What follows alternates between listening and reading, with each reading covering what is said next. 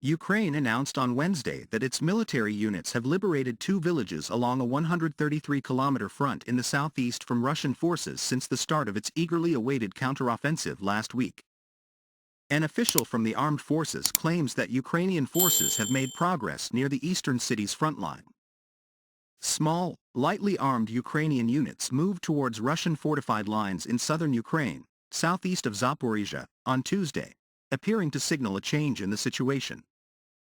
The task of stopping Russia's spread in the country's southern and eastern regions is difficult due to Russia's numerical superiority in men, weapons, and air power, as well as the lengthy period of time it had to build extensive defensive barricades, particularly in southern Ukraine.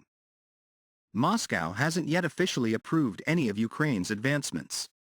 However, well-known Russian military commentators asserted that after seizing three villages, Ukrainian forces were moving south in groups.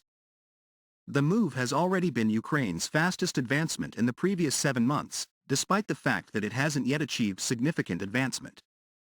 The counteroffensive is expected to involve numerous Ukrainian service personnel who have obtained Western training and equipment. This victory is among a number of roughly comparable ones Kyiv has announced this week.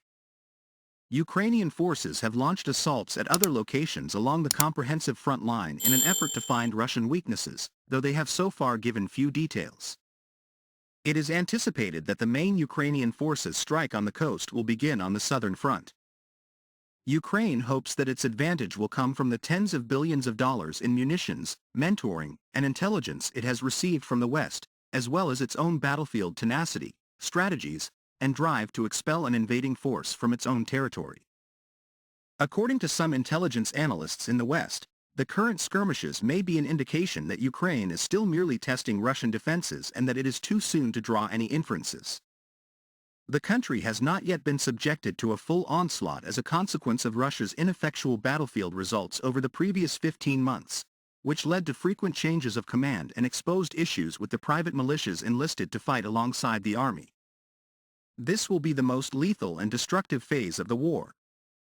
To attack the land border between Russia and Crimea, Ukrainian forces must breach Russian defensive positions in the south and drive the enemy back.